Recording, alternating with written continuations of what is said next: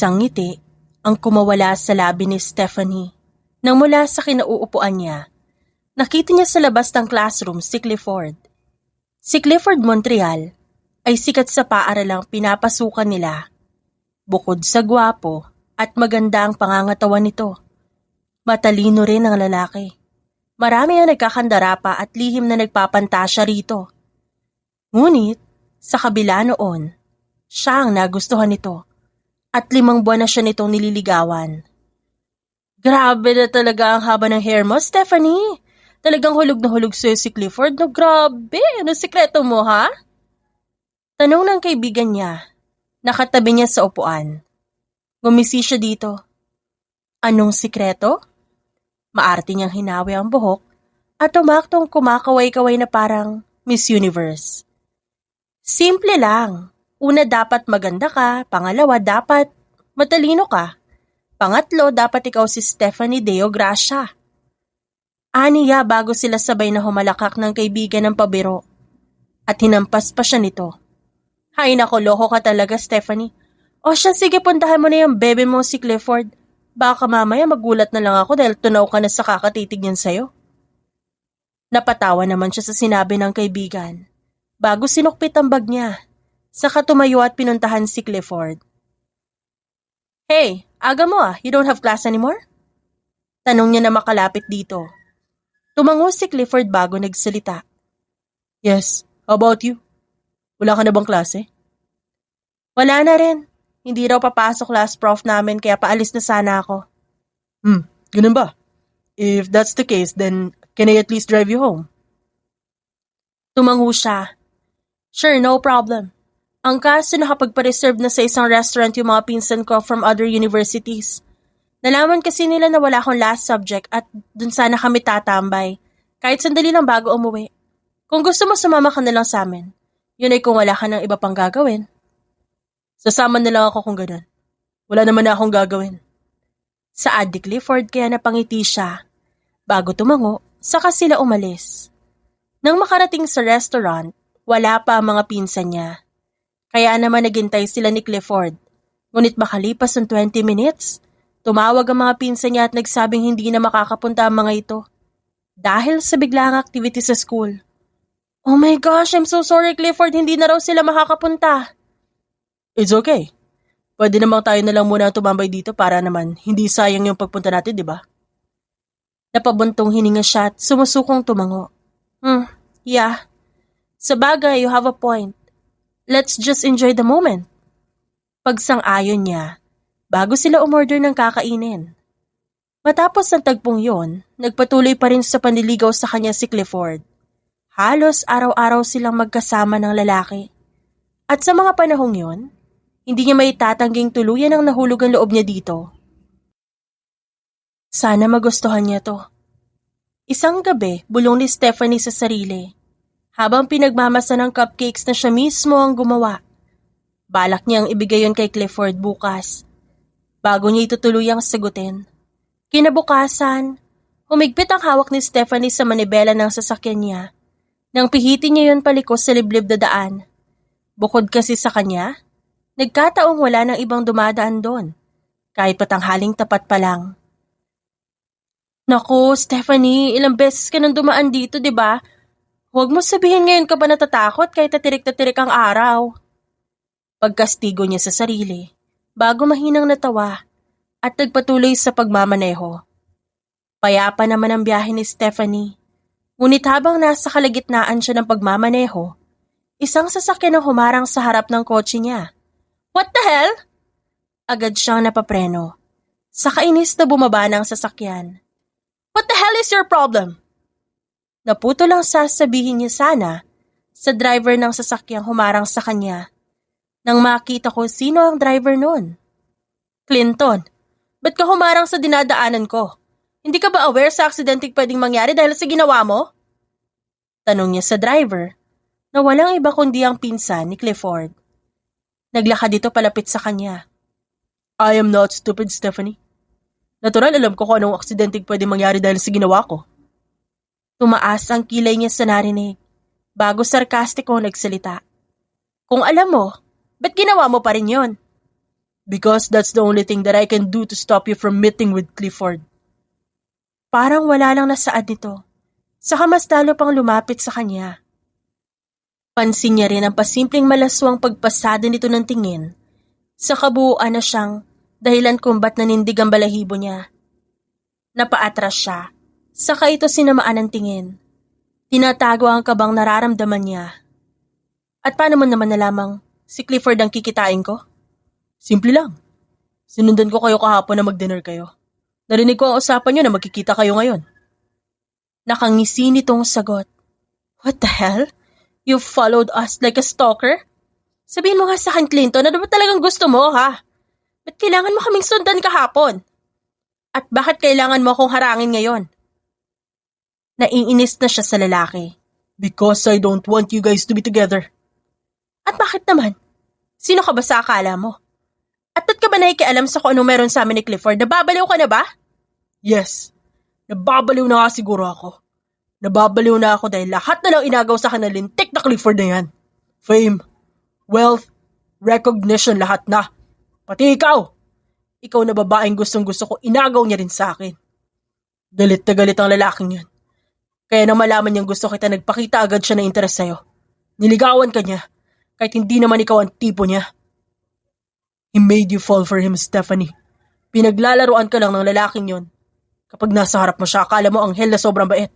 But believe me, Stephanie, sa tuwing wala ka na, iba't ibang babae ang kinakalantarin ni Clifford. He's bedding countless women behind your back. Mabilis nitong sinakop ang distansya nila. Hinawakan siya sa magkabilang braso. Napangiwi siya sa sakit noon. Nagpumiglas siya at umiling-iling. Hindi totoo yung sinasabi mo. I know, Clifford, matino siyang lalaki, hindi gaya mo. Hindi niya gagawin ng mga bagay na yan, kaya tigilan mo kami. Tigilan mo na yung kakasabi na manluloko siya dahil hindi siya yon. Ngumisi si Clinton. Ngunit alam niyang hindi nito nagustuhan ang sinabi niya. Marahas siya nitong tinulak sa kalsada kaya natumba siya. Pagkatapos no, nilapitan siya nito sa kamahigpit na pinisil ang baba niya. Buisit ka talaga, no? Talaga bang ganyan katindi ang pagkabaliw mo kay Clifford? Well, kung ganun, tignan natin kung magustuhan ka pa niya pagkatapos ng gagawin ko. Saad nito. Saka malakas siyang sinampal. Mahina siyang napadaing ngunit pinilit niyang lumaban. Malakas niya itong tinulak saka siya tumayo kahit medyo nahihirapan. Go to hell, Clinton! Sigaw niya at saka tumakbo. Sasakay na sana ng kotse niya na mahuli siya nito at mahigpit na sinabunutan. Saka pupunta ha? Kala mo ba makakatakas ka sa akin? Let go of me, hayop ka, Clinton ko. Kasi isuko mo na yung sarili mo sa mental. Nababaliw ka ng hayop ka. Hinawakan niya ang kamay nitong nakasabunot sa buhok niya. Saka pinagkakalmot at pinilit tinanggal. Lintik ka talagang babae ka. Nang makawala, hinarap niya si Clinton at sinapak. Sinipa niya rin ang pagkalalaki nito. Nagmura si Clinton sa ginawa niya, bago siya nito marahas at mahigpit na niyakap. Saka siya ilang ulit na sinikmuraan. Nang hina siya sa ginawa nito at hindi niya napigilan ng lalaki, nang buhatin siya nito sa kaparsahang sinakay sa kotse nito. Nang maisakay siya ni Clinton sa sasakyan, tinulak siya nito pahiga sa backseat at kinubabawan. Nagpumiglas siya, ngunit muli siya nitong sinikmuraan. Ha? Nalalaban ka pa? Malademonyo itong tumawa. Saka akmang aamoy na liig niya nang mabilis niyang iuntog ang ulo sa ulo nito. Nagmura si Clinton. Dahil doon, saka siya muling sinampal. Buisit ka! Buisit ka din. Tignan mo kung magustuhan ka pa ng lintik na Clifford na yan kapag nalaman niya ako ang nakauna sa'yo. Malademonyong saad nito. Saka huhubarin na sana ang damit niya nang sunod-sunod niyang sipain ang pagkalalaki nito gamit ang natitirang lakas. Sumigaw ito sa galit at sakit. Kasabay noon ay narinig niya ang boses ni Clifford bago niya nakita ang marahas na paghila nito kay Clinton palayo sa kanya. What the hell did you do, ha? Galit nitong tanong sa pinsan bago niya nakita ang sunod-sunod itong pagsapa kay Clinton na walang nagawa kundi ang magmakaawa na itigil na ni Clifford ang ginagawa. I will make sure that you'll rot in jail, Clinton. Pagsisisihan mong binastos mo siya. Dinig niyang saad nito sa pinsan, bago siya pinuntahan at marahang pinangko. Gusto na siyang ihatid pa uwi ni Clifford, ngunit tumanggi siya at sa huli tumuloy sila sa pagpunta sa isla, kung saan sila dapat magkikita. You know what? I'm really thankful that you came to save me earlier. Kaya ko namang labanan si Clinton pero talaga mas malakas siya sa akin. Nasa gilid sila ng dalampasigan. Tahimik na pinagmamasdan ng payapang alon ng dagat. Nilingon siya ni Clifford. Saka siya nito marahang inakbayan. You don't have to thank me. Sa totoo lang nahihiya at nagagalit ako. Kamag-anak ko pa mismo ang bumastos sa'yo. You don't deserve what he did. No one does. Saad nito bago niya naramdaman ang marahang pagsuklay nito sa buhok niya. Ngumiti siya at bahagyang humiwalay sa lalaki. Saka pumihit upang tuluyang mapaharap dito. Seryoso namang pinagmasdan ni Clifford ang bawat kilos niya. Nang tuluyang maging komportable, marahan niyang sinapu ang mukha ng lalaki. Saka marahang pinatakan ng halikang labi nito. Alam mo, dahil sa ginawa mo kanina, pinatunayan mo lang sa akin na talagang di mo magagawa yung sinabi ng pinsan mo tungkol sa'yo. At labis ako nagpapasalamat doon, Clifford. I will always protect you, Stephanie. Mahal kita at hindi ako papayag na may manakit sa'yo kahit kadugo ko pa. Pagkatapos noon, ito naman ang sumapu sa mukha niya at naramdaman niya ang marahan nitong pagsiils ng halik sa kanyang labi. Napapikit siya dahil doon. Sa kabuong pusong tinugon ng halik ni Clifford. Marahan lang yun noong una, ngunit di nagtagal, unti-unting naging mapusok ang halik na pinagsasaluhan nila hanggang sa namalayan niya na lang na nasa isang kama na sila at pinagsasaluhan ang isang mainit na tagpo. Makalipas ng 2 oras, naliligo si Clifford kaya inabalan ni Stephanie ang sarili sa pagpapractice ng sasabihin niya rito mamaya. Hawak niya rin ang cupcake na ginawa niya kagabi para dito. Hay nako Stephanie, nakakaloka ka? Nauna pang may nangyari sa inyo bago yung pagsagot mo sa kanya? Ano ba yan? Bulong niya sa sarili bago mahinang natawa. Maya-maya pa, abala siya sa ginagawa nang marinig ang pagtunog ng cellphone ni Clifford na nasa ibabaw ng bedside table. May nag-text dito. Hindi niya na sana gagalawin yun, ngunit sunod-sunod ang pagtunog kaya nagpa siya siyang damputin ng cellphone at naglakad patungo sa tapat ng banyo. Clifford, someone kept on texting you. Can you please open it and answer for me? Birthday mo ang passcode ko. Okay. Saad niya bago naglakad pabalik sa kama at binuksan ang cellphone nito para basahin ang message. Ngunit ganun ang pag-awang ng labi niya nang mabasa ang mensahe. Come to my house tonight. I missed how you touch and kiss me. Basa niya sa isa sa mga message bago bumaba ang tingin sa kapapasok ng mensahe. Here, I recorded what we did last time. Ang sexy natin dito. Gusto ko ulit maranasan to. Muli niyang pagbasa, bago awang ang labing napatingin sa video, nakasunod ng message na yon.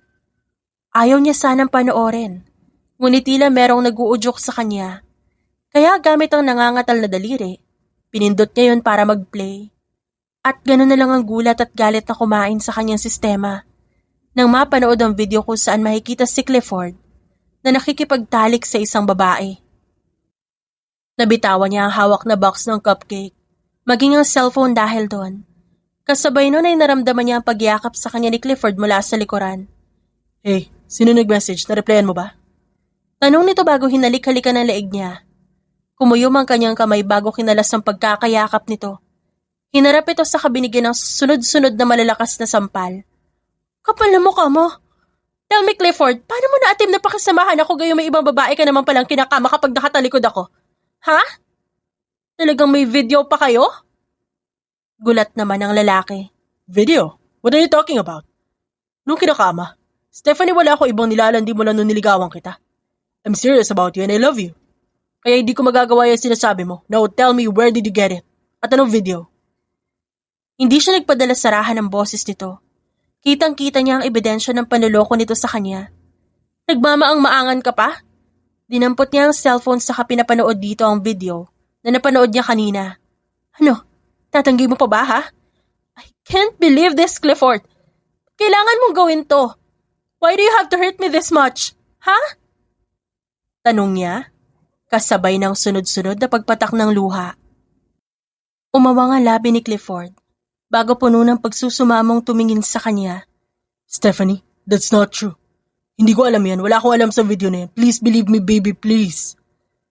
Akmang hahawakan siya nito. Nang umiwas siya, agad na dinampot ang bag niya na nasa sofa. Ayoko na, Clifford. Bago ka pa manligaw, nilinaw ko na sa'yo na ayaw ko ng mga manloloko at sinungaling. Kahit pa nasa harap na yung ebidensya. Ang sakit lang kasi mahal na kita eh. Mahal na kita, kaya nga hinayaan ko may mangyari sa atin kahit di pa kita nasasagot. Pero mukhang nagkamali ako ng lalaking minahal. Kaya tama na, just forget everything that happened between us. Dahil ganun din ang gagawin ko. Umiling-iling si Clifford. Nakita niyang basa na ang pisngi nito sa luha habang nagmamakaawang nakatingin sa kanya. I can't do that. I love you, Stephanie. Mapait siyang umisi. No, you don't. Kung talaga mahal mo ako, wala dapat ganung video at hindi ka dapat nagsinungaling sa akin kahit huling-huli ka na. Saad niya bago tuluyang umalis. Pagkatapos noon, maraming taon nang lumipas. Makalipas ang 8 taon, kapapasok pa lang ni Clifford sa mansyon ng mga Montreal nang marinig niya ang pagsigaw ni Don Armando, ang kanyang abuelo. Napakawalang kwenta mo talaga, Clinton. Wala ka nang ginawang tama. Ba't ka ba ganyan, ha? Kung di lang kita po, matagal na kitang dinispatsyang lintik ka. Galit na galit nitong sigaw sa pinsan niya na nakaluhod sa harapan nito. Niluwagan niya ang necktie na suot, saka naglakad patungo sa grand staircase ng mansyon. Walang balak na pansinin pa ang mga ito. Ngunit paakyat pa lang siya nang tawagin siya ng kanyang abuelo at sinenyas na lumapit dito. Why, Lolo? Mag-uusap tayo sa opisina ko. Ngayon na. Utos nito bago naglakad paalis. Napabuntong hininga naman siya at susunod na sana rito na magsalita ang pinsan niya. I suggest you not to do what he wants, Clifford. Magsisisi ka lang.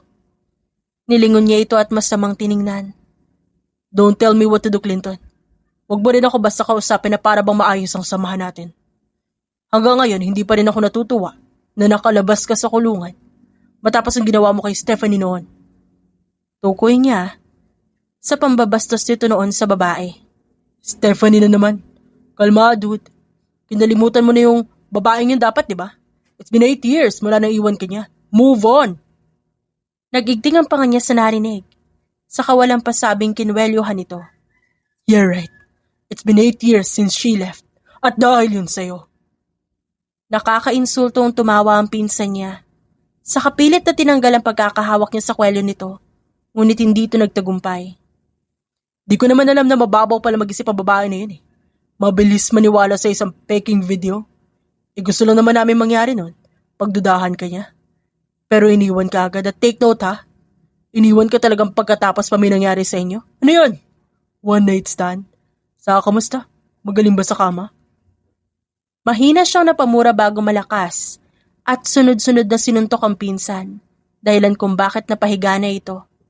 Galit na galit siya dito at lalong tumindi yun tuwing naaalala niya na ito ang may kagagawa ng peking video na napanood noon ni Stephanie. Isang beses pa nabastusin mo ulit siya sa harap ko. Hindi lang kita basta ibabalik sa bilangguan. Ako rin mismo ang gagawa ng paraan para mabura ka sa mundong ito, Clinton. Go on. Pero para lang ipaalala ko sa'yo, hindi ko kasalanan na nagbayad sa abuelo para makalaya ako nun. At kung makukulong man ulit ako, siguradong magbabayad na naman siya para makalaya ako. After all, I'm his favorite grandson. At ikaw, apo ko lang niya kapag may kailangan siya ipagawa sa'yo. Kaya huwag ka nang magtaka. I will make you pay for everything that you've done, Clinton. Mark my words. Ngumisi ito bago nanunuyang nagsalita. Hihintay ko yung araw na yan. Pero sa ngayon, kahit di tayo magkasundo, makinig ka sa akin. Sana pagganahin mo na maigi ang utak mo at huwag mong gagawin ang iuutos sa'yo ni abuelo. Kahit napakaganda na ibibigyan niyang kapalit. Alam ko alam mong tuso siya. Pero hindi mo pa siya ganun kakilala, Clifford. At mas lalong hindi mo pa alam ang sikretong tinatago ng pamilyang kinabibilangan mo.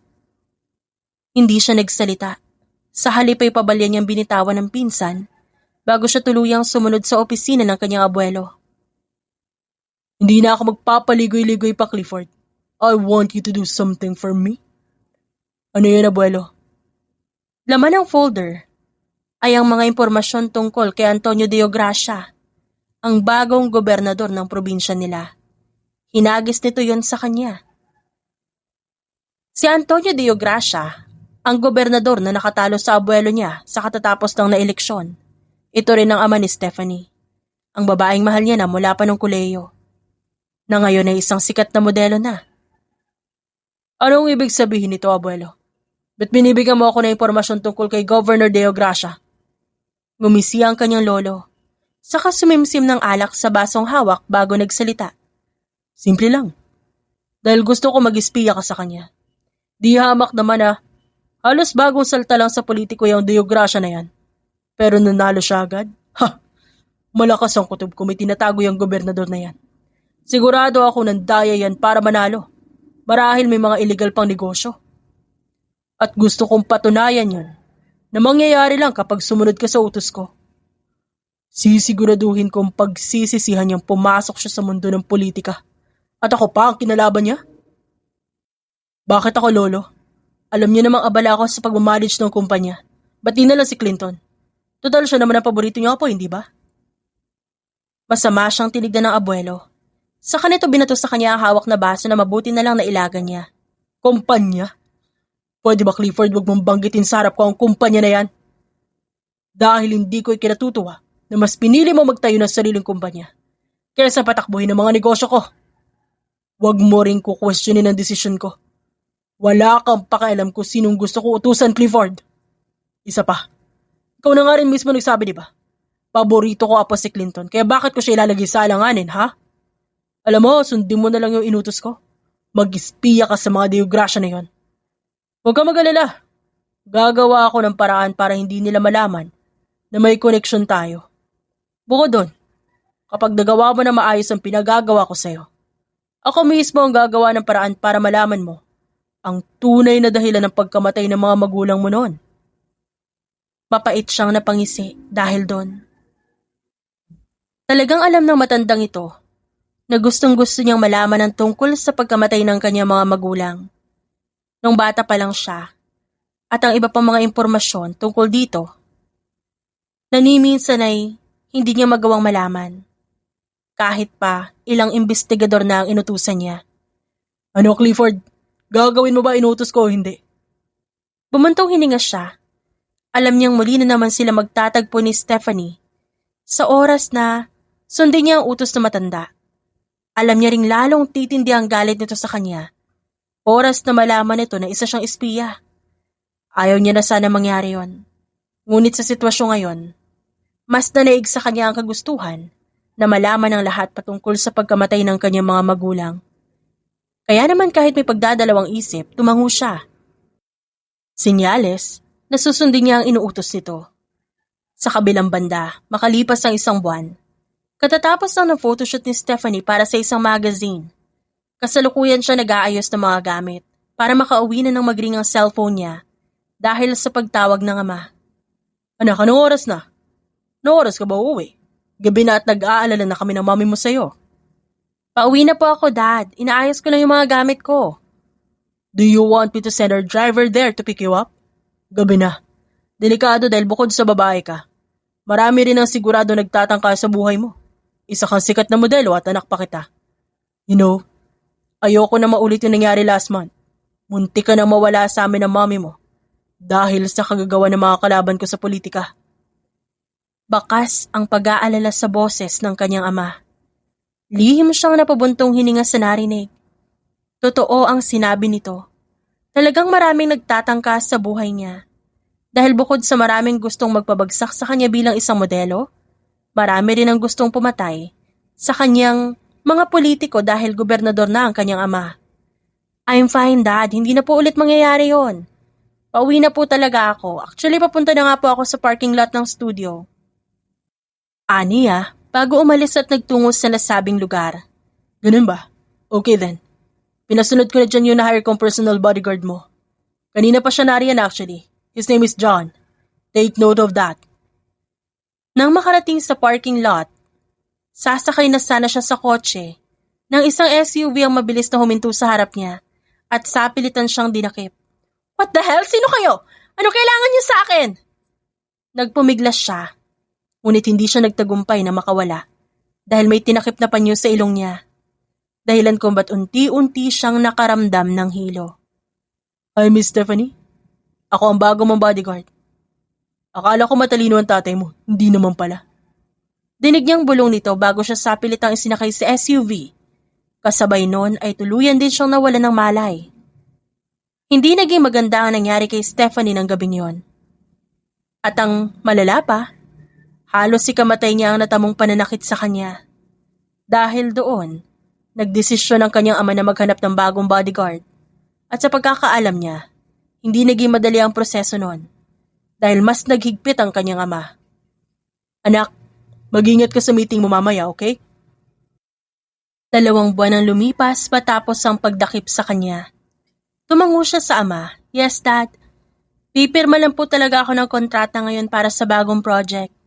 Isa pa, excited din po talaga ako dahil ngayon ko makikilala yung owner at CEO ng Estefania Jewelry. Alam mo naman po, paborito ko yung jewelry nila, di ba?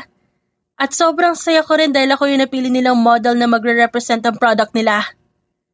Sabik na aniya. Ngumiti ang kanyang ama. I'm happy for you, anak. Basta mag-iingat ka. Don't worry dahil may meeting lang din daw ang pupuntahan ng bago mong bodyguard. Pero mamaya makikilala mo rin siya. Huwag kang mag-alala, anak, dahil this time, naging maingat na talaga ako.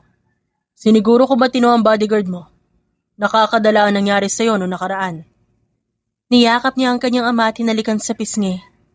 Opo, Dad, I trust you. O siya, sige na po, kailangan ko na umalis dahil baka malate na ako sa meeting. Kapag kuwan, paalam niya, na tinanguan ito. Makalipas ang kalahating oras, agad nakarating si Stephanie sa isang fine dining restaurant kung saan niya kikitain ang CEO ng Estefania Jewelry. Naroon ang personal assistant at ang manager niya, pati na rin ang sekretarya ng CEO. I'm sorry, late na ba ako? Ngumiti ang sekretarya ng CEO.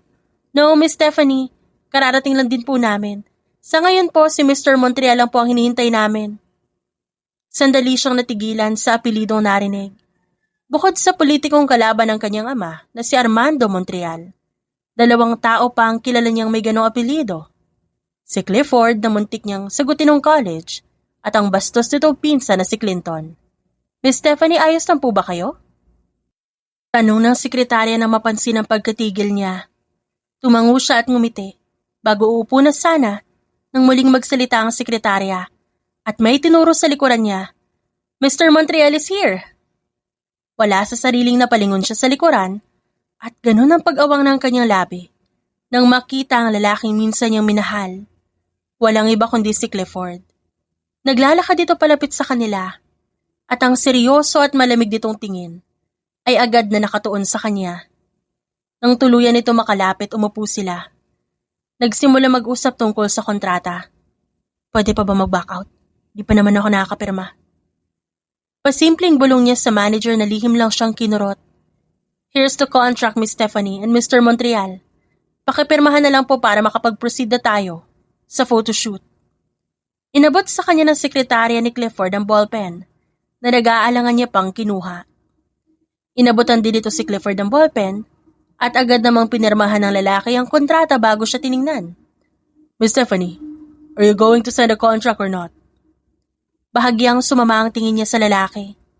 Bago mabilis na pumirma, saka ito muling tiningnan ng diretsyo. It's a pleasure doing business with you. Inilahad ni Clifford ang kamay na seryoso niyang tinanggap. Matapos ang pirmahan, agad din siya nagpaalam para makauwi.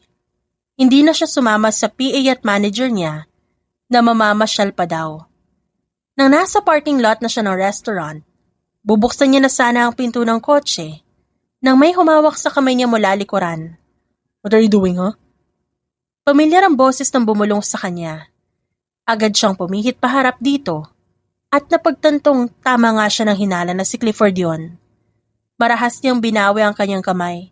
Mula sa pagkakahawak nito, saka siya nagsalita. Anong kailangan mo? Mataray ang tono niya. Wala naman. Nagtataka lang ako kung ba't bubuksan ang kotse ko. Do you want me to take you home?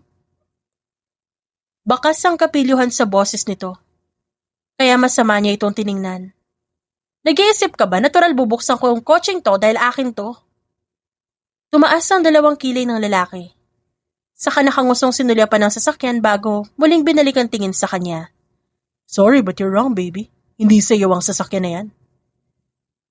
Nakangising saad nito sa kanaglabas ng susi at pinatunog ang sasakyan. Napalunok siya at bahagyang nahiya bago ay ginala ang tingin sa parking lot. Napabuntong hininga siya na makitang di kalayuan sa sasakyan ni Clifford ay ang sasakyan niyang kapareho ng sa lalaki. Don't call me baby dahil wala kang karapatan. Saad niya na lamang upang pagtakpan ng hiyang nararamdaman bago ito nilagpasan. Kaso hinawakan ng lalaki ang braso niya at pasimple siyang sinandal sa sasakyan. Oops, wait, di pa tayo tapos mag-usap. Mataray niyang tinignan ng lalaki. Pwede ba, Clifford? Tantanan mo ko. Yes, may kontrata tayo. Huwag kang mag-alala, gagawin ko na maayos ang trabaho ko. Pero hanggang doon lang yun, Clifford. Pagkatapos ng trabaho ko sa'yo, gagawin ko ang lahat para hindi na ulit magtagpo ang landas natin. Ayoko na makasalamuha ka pa. I can see that you're still mad at me, even after 8 years. Yes, galit pa rin ako sa'yo. Pero mas galit ako sa sarili ko. Hinayaan ko ang walang kwentang lalaking gaya mo na lokohin ako nun. Pero huwag ka mag-alala. Kaya kong ihiwalay ang personal na buhay ko sa trabaho ko. Kaya sana ganun ka din. Mariin niyang saad sa kamarahas na tinanggal ang pagkakahawak nito sa braso niya bago siya naglakad patungo sa kanyang sasakyan. Nang makauwi, agad nagtungo si Stephanie sa opisina ng ama. Anak, mabuti at andito ka na. Katatawag lang ng bago mong bodyguard at malapit na raw siya. Saad nito nang makita siya. Ngumiti siya at umupo. That's great, Dad. Sana lang talaga matinoy ang bagong bodyguard at hindi rin basta-basta nasisilaw ng pera. Don't worry, anak. Sigurado ako maayos siya. Maya-maya may kumatok sa pinto ng opisina. Come in. Bumukas ang pinto at pumasok ang kasambahay. Sir, narito na po yung bagong bodyguard. Tumango ang kanyang ama at inutusan ng kasambahay na papasukin ang bagong bodyguard sa opisina. Tahimik niyang hinintay ang pagpasok nito at ganun ang marahas niyang pagsinghap nang tuluyan nito makita. Anak, meet Clifford Montreal. Siya ang bago mong personal bodyguard. Saad ng kanyang ama, ngunit nanatili ang tingin niya kay Clifford na seryoso ring nakatingin sa kanya. Montreal? Dad, how sure are you na matino itong bodyguard na to? Gayong kaapelyado niya pa yung taong mahigpit mong kalaban sa politika na si Armando Montreal. Dad, paano kung magkamag-anak pala sila? Marahang natawa ang ama niya. Relax na, kaya di na background check. Wala ka na dapat pa ipag-alala. Matino ito si Clifford. At sa pagkakaalam ko, siya rin pala ang owner ng Estefania Jewelry. Ayaw mo ba nun, anak? May chance ka mapalapit sa may-ari ng alahas na gustong-gusto mo.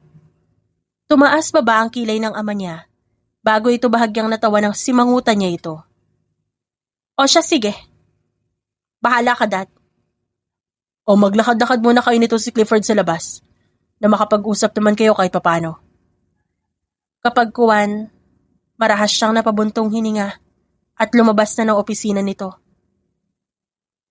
Makalipas ang isang linggo, hindi pa rin makapaniwala si Stephanie na si Clifford ang bago niyang bodyguard. Pero kahit na ganun, alam niya sa sarili na gustong-gusto niyang paalisin ito. Kaya naman ginawa niya lahat ng paraan para mapaalis ito, ngunit hindi siya nagtatagumpay. Sa halip, gumaganti pa ito sa pamamagitan ng pang-iinis at pang-aasar sa kanya. Can you please stop following me, ha? Nasa bahay lang siya at talaga naiinis siya dahil sinusundan siya nito kahit saan siya magpunta. I am your bodyguard, Stephanie, and following you is my job. Sagot nito kaya masama niya itong tiningnan bago siya naglakad palapit dito. For Pete's sake, nasa bahay lang tayo. Kaya kahit saglit lang, pwede bang huwag ka munang sumunod-sunod as if naman mawawala ako sa sarili naming bahay, di ba? O kaya naman may dudukot sa akin dito. Alam mo, umamin ka nga sa akin, Clifford. Ano bang plano mo, ha? Kala mo ba maluloko mo ko sa ginagawa mong to? May kumpanya ka, malaki ang kinikita mo ron. Kaya paano nangyari naging bodyguard kita? Dagdag niyang tanong dito. Tinulak niya ang dibdib nito hanggang mapasandal ito sa pader. Tell me the truth. Mariing utos niya, bago hihilahin na sana ang necktie nito. Nang mabilis itong pinagpalit ang pwesto nila. Siya na ngayon ang nakasandal sa pader. At itinukod nito ang braso sa magkabilang gilid niya at kinorner siya. You want the truth? Tumango siya. The truth is this. Pastime ko to. Masyadong boring ang mag-iisang CEO lang, Stephanie. Isa pa, magaling naman ako sa arm-to-arm combat. At iba pa, sayang naman kung di ko gagamitin ang galing ko dun, di ba? Kaya ito, nang malaman ko naghahanap ng bodyguard ang daddy mo, nag-apply ako. And luckily, I was hired. Sinungaling ka. Malakas niyang tinulak ang dibdib nito. Nararamdaman ko may iba ka pang balak, Clifford. Isa kang Montreal. Kung si daddy na paniwala mong hindi mo kaano-ano ang kalaban niya sa politika na si Armando Montreal, ibahin mo ko. Pero sinasabi ko sa'yo, Clifford, ngayon pa lang itigil mo na kung anong masamang balak mo. Umalis ka na rito at wag na wag ka nang babalik. At kung kaya mo, wag ka na magpakita sa akin. Kung hindi masasaktan ng ego mo, baka pwede mo na rin i-terminate yung kontratang pinirmahan nating dalawa. Nang ganun hindi na tayo magkita pa kahit kailan. Kaya mo ba yon? Akmang itutulak niya sana ito muli at aalis na ng hawakan nito ang kamay niya at ipininid sa itaas ng ulo niya. I won't do that, Stephanie. Wala akong balak na masama gaya na iniisip mo. Like what I said, being a bodyguard is just my pastime. Isa pa, I'm a very professional businessman, baby. Kaya huwag kang umasa na ito-terminate ko ang kontratang pinirmahan natin pareho. Saad nito at pinatakan ng halik ang kanyang noo at ilong. Saka siya marahang pinakawalan. Malakas niya namang sinampal ang binata matapos nun. Tigilan mo ngayong kakatawag sa akin na baby at wag mo na ulit akong hahalikan kundi mas malala pa sa sampal yung matitikman mo. Mariing aniya, bago siya nagmamarcha umalis. Makalipas ang isang buwan, katatapos nang ni Stephanie tumakbo sa treadmill, nang lapitan siya ni Clifford. Pairap niyang tinignan ng lalaki. Bakit? Diba sabi ko sa'yo huwag ka lalapit masyado sa akin kung di naman kinakailangan? Nagtaas ito ng kilay at pinasadahan ng tingin ng kabuuan niya. Tanging sports bra at leggings lang ang suot niya. Sinunod ko yun. Kaya nga kita nilapitan ngayon eh. Ha? Bakit? May emergency ba? May kahina-hinalang tao ba dito sa gym? Sarkastikong tanong niya. Saka humalukip-kip. Wala. Pero hindi ko gusto ang tingin ginagawad sa'yo ng mga lalaki dito. They're ogling at you. Bahagyang umawang ang labi niya sa sinabi nito bago siya natawa. Hindi niya mawari kung ba't natutuwa siyang makitang naiinis ito. And so? Can you blame them? I have a body to die for, Clifford. Aniya. Gusto lang itong asarin. Pambawi lang sa pangiinis at pangaasar nito sa kanya ng mga nakaraan. Umigting ang panga ng lalaki. Bago ito mas lalong lumapit sa kanya. Hinarangan siya ng mga lalaking pasulyap-sulyap sa gawi. Alam ko yun, Stephanie. Pero ayoko pa rin ang tingin nila sa'yo. Kaya ako sa'yo, pumunta ka na ng locker room at magpalit ka na ng sa ganon. Hindi ka matuyuan ng pawis at matigil na ang paninitig sa'yo ng mga lintik na lalaking yan. Muli siyang natawa bago sinulyapan ng mga lalaking pasulyap-sulyap sa kanya. Kumaway pa siya sa mga ito. Gusto niya lang talagang asarin si Clifford. What the hell? Nilingon niya si Clifford sa matamis ng nginitian. Paano kung ayaw ko magpalit? Anong gagawin mo? Paparusahan mo ko? Well, hindi mo magagawa yan. Ako ang boss mo ngayon at bodyguard lang kita. Aniya bago napasinghap, nang bigla siyang buhatin ni Clifford na para bang isang sako siya ng bigas. Saka ito naglakad patungo sa locker room ng gym. Put me down, Clifford! Hinampas-sampas niya ang likod nito. Saka ito masamang tiningnan nang maibaba siya nito. Ano sa tingin mong ginagawa mo? Mariing tanong niya, bago na paatras ng sakupin nito ang distansya nilang dalawa, hanggang sa mapasandal siya sa locker. Ikaw ano sa tingin mong ginagawa mo? Tinukod nito ang magkabilang kamay sa gilid, bago inilapit ang mukha sa kanya.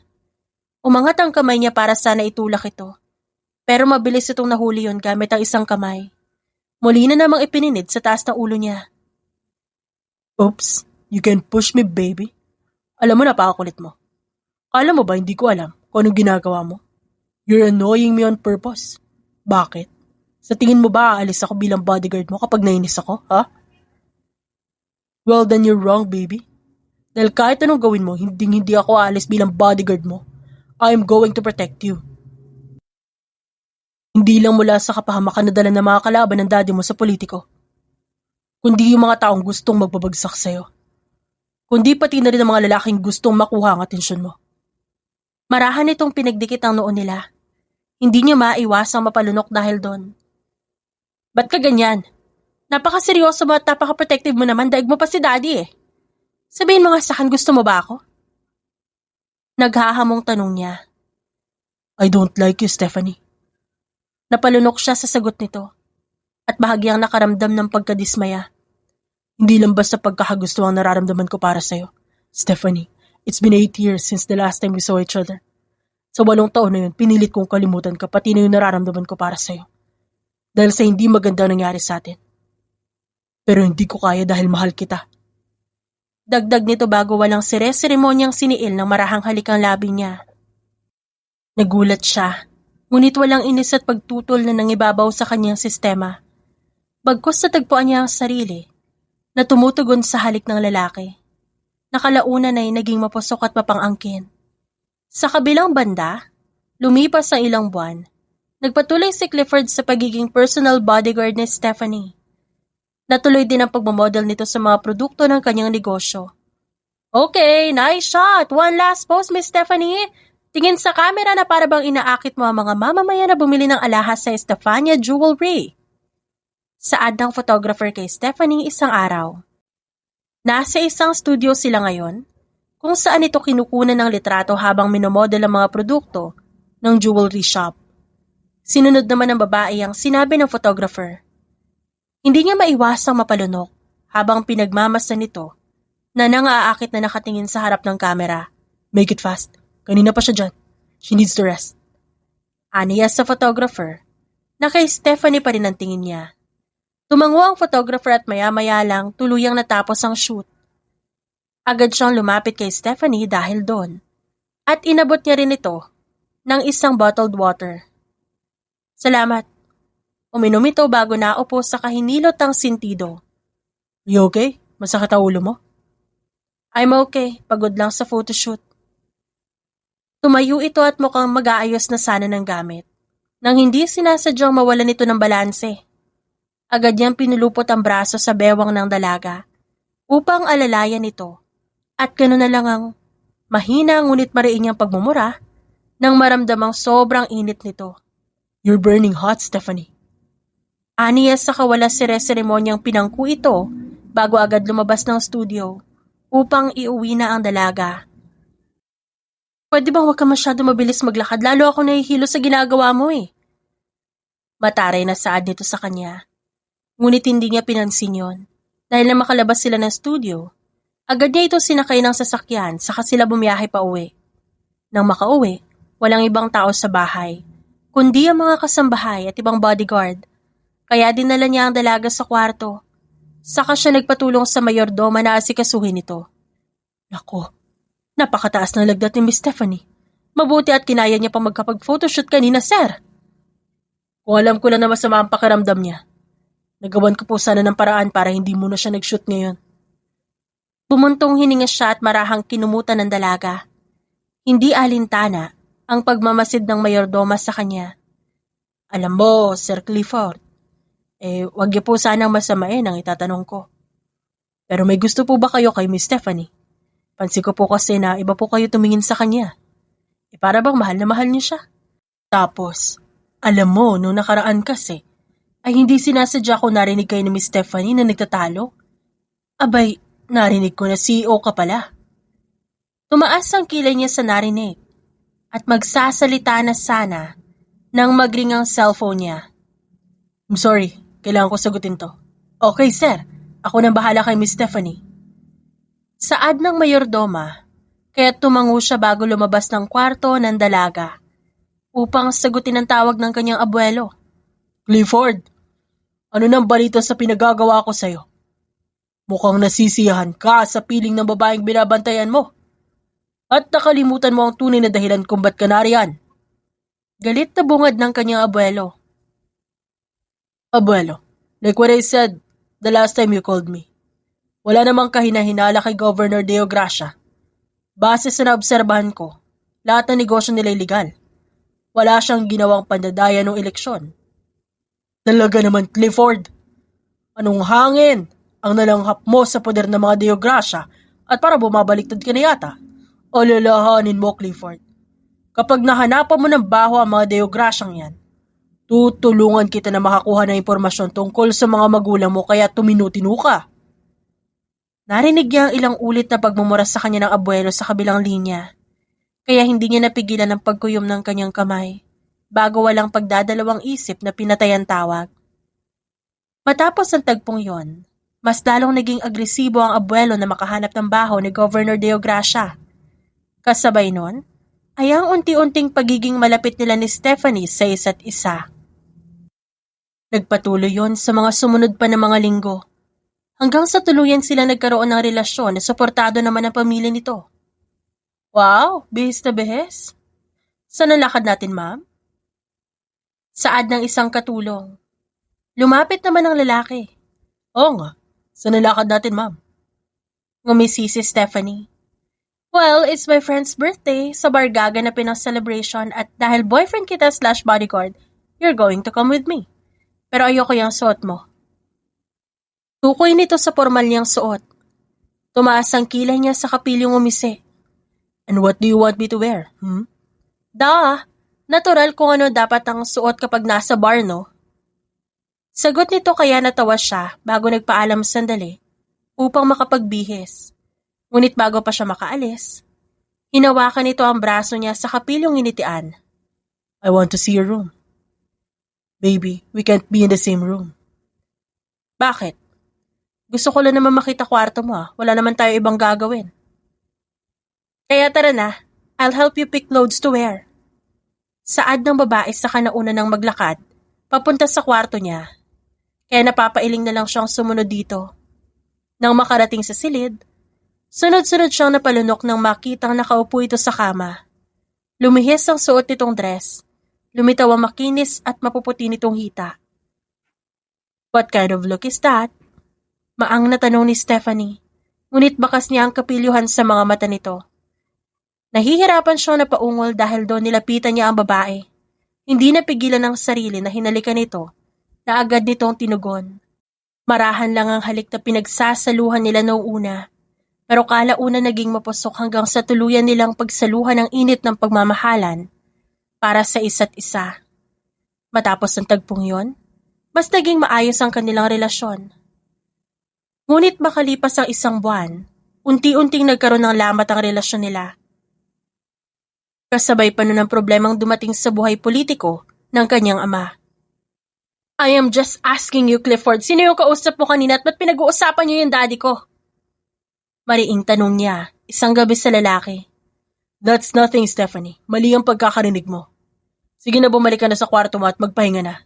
Pwede ba, Clifford, don't make me look stupid? Malinaw na malinaw ang narinig ko, pinag-uusapan niyo si daddy. Ba't kailangan niyong gawin yun? Sabihin mo nga sa akin, are you spying on him, huh? I am not. Tanggi nito. Ngunit kasabay nun, ang pagtunog ng cellphone nito na nasa bedside table. Sabay silang napatingin doon. Ngunit inunahan niya ito sa pagkuha. Bago sinagot ang tawag, saka pinindot ang loudspeaker. Clifford, ano nang balita? Nahanapan mo na ba ng baho ang gobernador na yan? Ayos-ayusin mo, talagang malilintikan ka sa akin. Kapag di mo nagawa na maayos ang trabaho mo. Dahil bukod sa hindi ko ibibigay ang gusto mo, sisiguraduhin ko rin pahihirapan ko ang anak ng Deogracia na yan na siyang kinababaliwan mo. Saad ng nasa kabilang linya, na alam niyang si Armando Montreal. Pamilyar kasi sa kanya ang boses nito. Inagaw sa kanya ni Clifford ang cellphone at pinatay ang tawag. Siya naman ay galit na aalis na sana sa kwarto nang hawakan nito ang braso niya. Let me explain, baby. Explain? How can you explain that, huh? Hindi lang ako niloko mo, Clifford, pati pamilya ko lalo na si Daddy. Alam mo, akala ko nagbago ka na, pero hindi pa rin pala. Dahil hanggang ngayon, manluloko ka pa rin. Galit niyang saad, bago marahas na tinanggal ang pagkakahawak nito sa braso niya. Saka siya tuluyang umalis. Nang makalabas ng kwarto ni Clifford, nakasalubong niya ang kanyang ama na papunta naman doon. Bakas sa mukha nito ang galit. Dad, what's wrong? Hindi siya nito pinansin at sa halip ay nilampasan siya. Lintik kang lalaki ka! Galit na sigaw ng ama niya kay Clifford na sumunod pala sa kanya. Nilingon niya ang mga ito at nakita kung paano napaatras si Clifford nang sapakin ito ng kanyang ama. Pinagkatiwalaan kitang hayop ka. Tas malalaman ko espiya ka ng Armando na yon. I'm sorry, sir. Hindi natapos ni Clifford ang sasabihin. Nang muli na naman itong sapakin ng kanyang ama. Lumayas ka dito sa pamamahay ko. Wag na wag mo nang kakausapin pa ang anak ko. Kinahihiya ako, nagtiwala ako sa gaya mo. Galit na sigaw ng kanyang ama. Nabigong sinunod ng lalaki.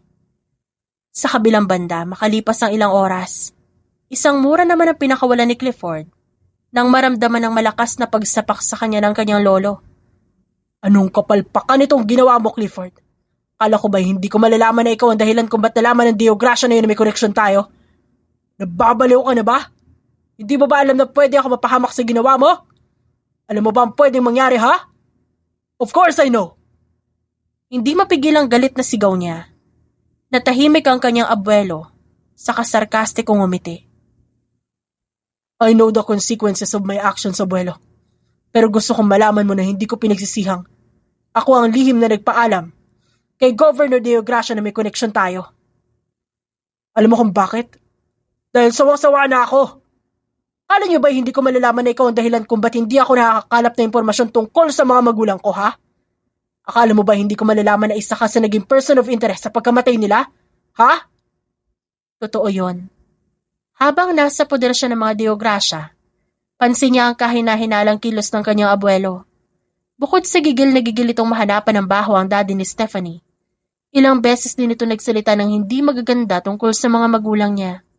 Kaya naman lihim niya itong pinaimbestigahan at doon niya nalaman ang lahat ng mga sinasabi niya.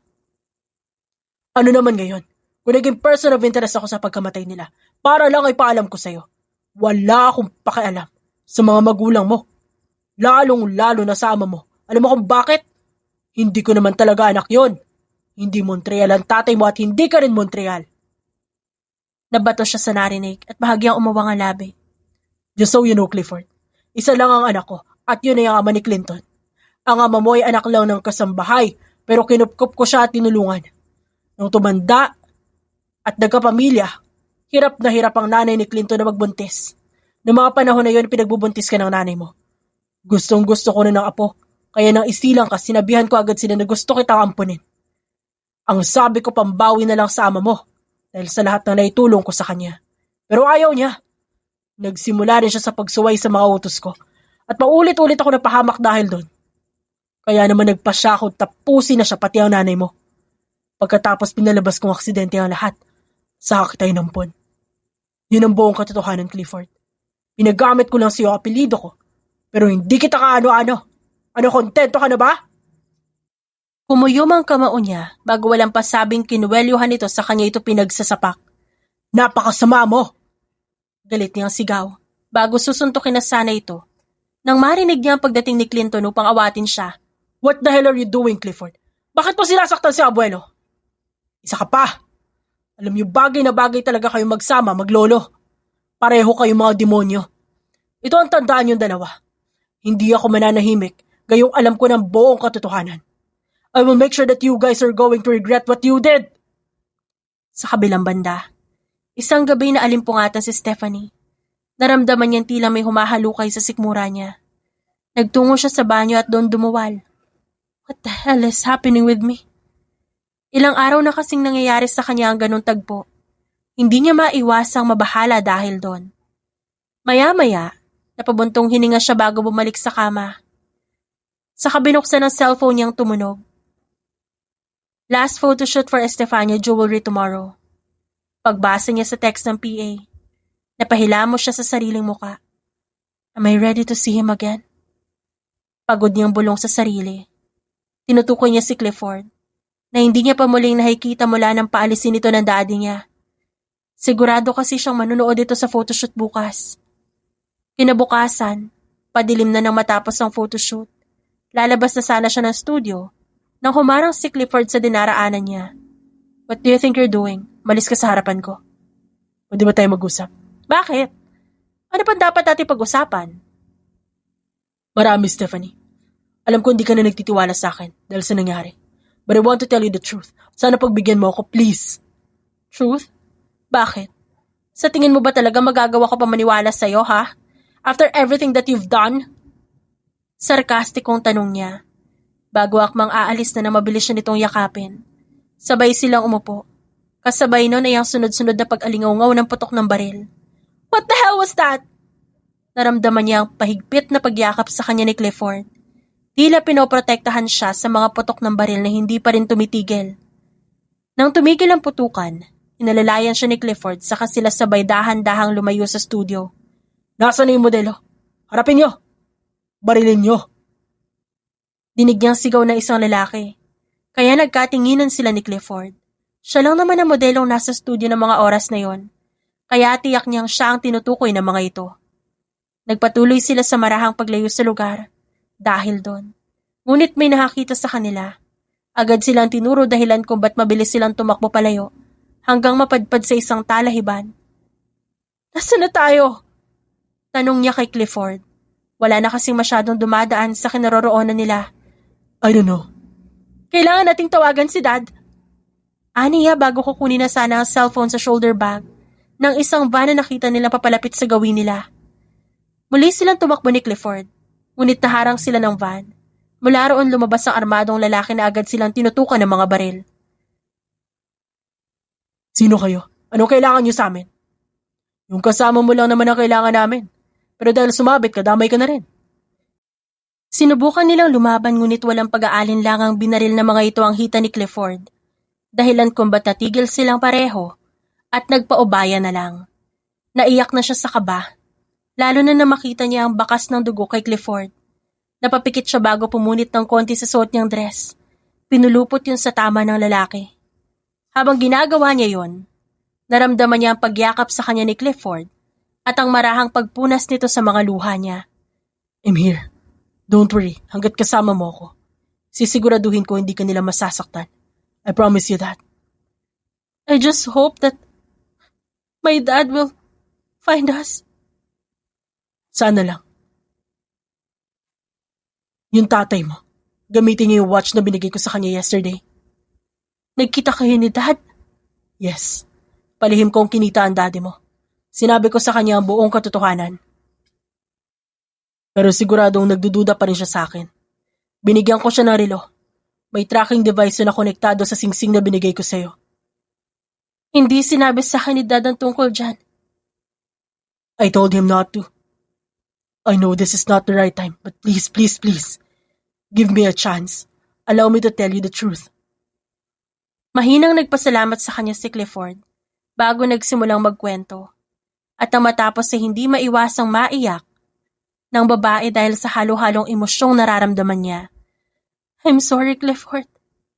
Hinalikan ni Clifford ang kanyang noo. It's fine. Naintindihan kita. Hoy, tama na yung drama yung dalawa. Bumaba na kayo. Pagkatapos nun, marahas silang tinulak palabas ng van ng mga kasama nito. Saka sila kinaladkad papasok sa isang abandonadong gusali, kung saan agad nilang nakita si Armando Montreal at ang apo nitong si Clinton na nakangising naghihintay sa kanila. Mabuti naman at nadala niyo yung dalawang yan dito. Saad ng matanda bago sila pinaupo sa sirang upuan. Oh, talaga naman Stephanie. 8 taon na lumipas pero talagang ang ganda at sexy mo pa rin ah. Puna ni Clinton na malaswang nakatitig sa kanya. Masama niyang tinignan ng lalaki at mariing minura. Aba, masyado ba tapang to babaeng to? Walang duda kung ba't kinababaliwan ni Clifford. Malademonyong tumawa si Armando. Saka siya nilapitan at akmang hahawakan sa braso nang mabilis itong itulak ni Clifford. Don't you dare lay your fingers on her! Galit nitong sigaw. Ngumisi ang matanda, ngunit alam niyang hindi nito nagustuhan ang ginawa ni Clifford dahil sinenyasan nito si Clinton at ang mga tauhan nito na hawakan silang dalawa. Masyado ko nakabakod sa babaeng to, Clifford, pero sige, nalayo mo siyang pahawakan sa amin. Ikaw na lang ang hahayaan naming magsawa, kakahawak sa kanya. Saad ni Clinton bago binuksan ang attache case na nasa isang mesa at kumuha roon ng isang syringe at maliit na bote na alam niyang droga ang laman. Matapos nung nilapitan sila nito at akmang ituturok na sa kanila ni Clifford ang syringe na may droga, nang marinig nila ang tunog ng papalapit na police mobile at ang sunod-sunod na pagputok ng baril. Naging mabilis ang pangyayari. Hihilahin na sana siya ni Armando para gawing hostage Nang mabilis itong pigilan ni Clifford, saka siya nito marahang hinila palayo sa matanda, bago sila patakbong lumabas ng gusali, kung saan naabutan nila ang kanyang ama na naghihintay sa kanila kasama ang mga pulis. "Dad!" Sigaw niya saka sinalubong ito ng yakap. Niyakap siya nito pabalik, ngunit kasabay nun, nakaramdam siya ng matinding hilo hanggang sa tuluyang magdilim ang kanyang paningin. Makalipas ang ilang buwan, abala sa pagluluto si Stephanie nang maramdaman niya ang pagyakap ni Clifford mula sa likuran niya. "You smell good?" "Malis ka dyan, let me finish cooking, nadidistract ako sa iyo eh." Natatawang aniya. Napahalakak ito sa kamarahang hinimas ang tiyan niyang medyo malaki na. Oo, buntis siya. Nalaman nila yon nang magpa-check sila sa doktor. Nagkaayos na rin sila ni Clifford at tuluyang nakulong si Clinton at Armando. Pinagbabayaran sa kulungan ang mga kasalanan nito. You know, hindi ako makapaghintay na lumabas siya. I can't wait to see your mini version. Mini version ko? Paano kung kamukha ko pero kaugali mo? Di mini version natin dalawa. Matapos nun hinalikan siya nito. Kasabay nun, naramdaman niya ang pagsuot nito ng malamig na bagay sa kanyang daliri. Tinignan niya yon at hindi mapigilan ng malawak na pagngiti. Isang engagement ring na may malaking diamante ang kanyang nasa daliri. I love you so much, baby, and I will marry you. Sa kabilang banda makalipas ang 7 taon, nagising si Clifford nang maramdaman niya ang paulit-ulit na halik sa kanya ng 7 taong gulang na anak nila. "Wake up na po, Daddy! It's Mommy's birthday! Di ba po gagawa tayo ng surprise?" "Yes, anak, gagawa tayo ng surprise kay Mommy. Pero huwag ka maingay baka magising si Mommy." Sinulya pa niya ang asawa na mahimbing pa rin ang tulog. "Yes, Daddy! Tara na, gawa na tayo surprise!" Makalipas ang ilang oras, tuluyang naihanda ni Clifford at ng anak niya ang sorpresa nila para kay Stephanie. Kagigising lang din ng babae ng mga oras na yon. "Ano yan?" "It's a surprise, Mommy." "Talaga? Tinulungan mo si Daddy na maghanda ng surprise for me?" "Opo, Ayesha help Daddy." Napahalakak silang dalawa nang yumakap sa kanila ang bata. "Oh gosh, my girls are so adorable." "And we're pretty, di ba po?" Napangiti siyang tumango. "You guys are so pretty. Super duper. And I love you all. I love you so much." "And we love you too, darling." Saad ni Stephanie sa kanya, bago mabilis na pinatakan ng halik sa labi na siyang nakapagpangiti sa kanya. Masaya sila. At talagang mas tumatag ang kanilang relasyon. Sa kabila ng hindi pagkakaintindihan, nairaos nila yon. At labis ang pasasalamat ni Stephanie na hindi siya sinukuan ni Clifford kahit kailan. At ang lahat ng mga pagsubok ay nalalampasan nila ng magkasama. Wala nang mahihiling pa si Clifford, Stephanie at Ayesha. Para sa kanila, sila na ang maituturing na perfect family. The end.